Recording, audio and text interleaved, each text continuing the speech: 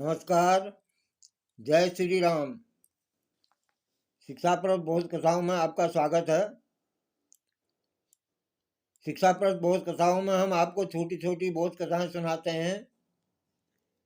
आपको कैसी लगती हैं कमेंट्स में कमेंट्स करें, शेयर करें, सब्सक्राइब करें और लाइक करें। आज की जो बोध कथा है उसका शीर्षक है खुशी बांटो और खुश रहो। खुशी बांटो और खुश रहो। एक सेठ था, बहुत बड़ा कंजूस था, वो बहुत ज्यादा। उसकी कंजूसी के कारण उसके पड़ोसी परेशान थे, मित्र परेशान थे, रिश्तेदार परेशान थे। यहाँ तक कि उसकी पत्नी और बेटे भी उससे नाराज थे। सबने उसको छोड़ दिया था। सब कोई भी उसके साथ रहना नहीं चाहता था क्योंकि इतना कंजूस था वो। बेटे अपनी माँ को लेकर के अलग रहने लगे। अन्य लोग उसे बात तक नहीं करते थे कि बहुत ज्यादा कंजूस था वो। सेठ शुरू शुरू में तो बड़ा खुश रहा कि चलो अच्छा हुआ, अब बहुत बचत होगी मेरी, खर्चा नहीं करना पड़ेगा। लेकिन धीरे धीरे एक दिन ऐसा आया, वह बोर हो गया। वह जो है उदास हो गया। सेठ बोर हो गया। वो अकेला हो गया था। अकेलापन उसको खा रहा था। अकेलेपन के कारण जल्दी ही उसे जो है बीमारी ने घेर लिया। बीमारी उसको मनोवैज्ञानिक बीमारी हुई थी। वैसे बीमार कुछ भी नहीं था वो, लेकिन अकेले रहने के कारण जो है उसे बीमारी लग गई थी। उसने खूब इलाज कराया लेकिन कोई फायदा उसको नहीं हुआ।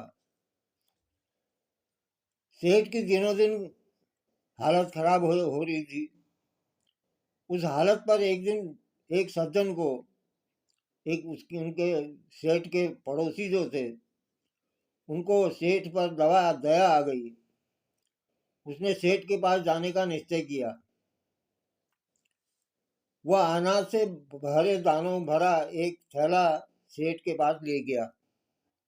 अनाज के दानों से भरा हुआ थैला जो है सेठ के पास वो पड़ोसी ले गया और बोला, सेठ जी, अगर आपको अपनी खुशियां दोबारा चाहिए और आपको अपनी तबीयत ठीक करनी है, सेहत ठीक करनी है, तो आप रोज सुबह एक मुट्ठी अनाज जो है अपने आंगन में बिखेर दें। मैं ये लाया हूँ, दानों, अनाज के दानों से भरा हुआ थैला लाया हूँ।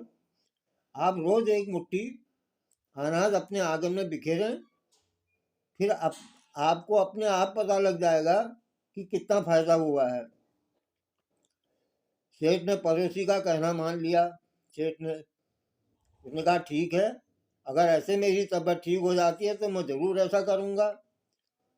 दूसरे दिन सुबह जैसे ही आंगन में अनाज उसने बिखेरा सेठ ने, थोड़ी देर में तरह तरह के पंछी आने लगे, तरह तरह के पक्षी आने लगे, उसके आंगन में उतर गए। और जो है पक्षियों की मधुर आवाज आने लगी, चहचहाट होने लगी। सारा आंगन जो है पक्षियों की मधुर गूंज, चहचहाट से गूंज गया। पक्षी बहुत देर तक सेठ जी के आंगन में फुसकते रहे। ये देख करके सेठ को बड़ा आनंद आ रहा था कि देखो कितनी मधुर आवाज कर रहे हैं ये पक्षी, और जो है अनाज को खा रहे हैं। सेठ को बड़ा आनंद आ रहा था।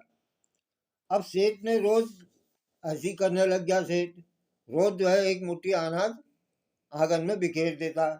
पक्षी आते, मधुर कलरव करते, उनकी आवाज सुनता, वो बड़ा खुश होता। उसके मन में बड़ी शांति मिलती उसको। धीरे धीरे सेठ की तबीयत ठीक होने लग गई। भूख भी अच्छी तरह लगने लग गई उसको। सेठ समझ नहीं पाया कि आंगन में अनाज के दाने बिखेरने से उसकी तबीयत कैसे ठीक हो गई। उसकी समझ में ये नहीं आ रहा था। एक दिन वह सेठ जो है नहा धो करके एक डिब्बा मिठाई का खरीद करके अपने उस पड़ोसी के घर गया। पड़ोसी को सेठ के हाथ में मिठाई का डब्बा देख करके बड़ा आश्चर्य हुआ।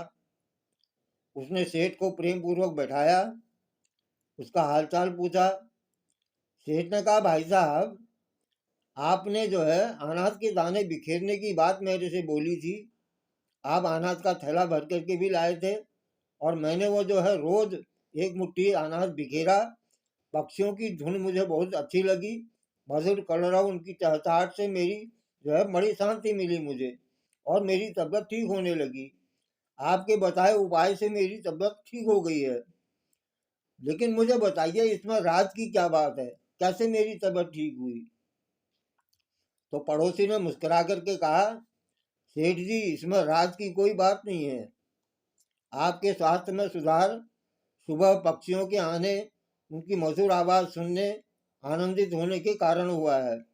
दरअसल आप अकेले थे, आपको समाज का साथ चाहिए था। दरअसल आप समाज से दूर हो गए थे, अकेलेपन का शिकार हो गए थे और मन ही मन घुटने लग गए थे। मन ही मन जो है आप घुटने लग गए थे, इसलिए आपका स्वास्थ्य खराब हो गया था। तो इसलिए सेठ जी, खुशियां बांटिए, खुशियां बांटने से ही खुशियां मिलती हैं, खुशियां बांटने से ही खुशियां मिलती हैं। सेठ को अपनी गलती समझ में आ गई और उसने उसी दिन से कंजूसी त्याग दी। अपने पत्नी बेटों को बुला लिया, सब अपने इष्ट मित्रों को के साथ उठने बैठने लग गया, उनको जो है मदद करने लगा। पत्नी और बेटों को भी सुधरने का वादा बुलवा लिया उसने, उनसे वादा किया कि मैं अब जो है सुधर जाऊंगा, मैं अब कंजूसी कभी नहीं करूंगा। और मस्ती में फिर वो सेठ बहुत मस्ती में आनंद पूर्वक रहने लगा। स्वस्थ जीवन का आधार आनंद ही है। तो यह आज की जो बोध कराती खुशी बांटो और खुश रहो, आपको कैसे लगी? चैनल को सब्सक्राइब करें, लाइक करें। धन्यवाद। जय श्री राम।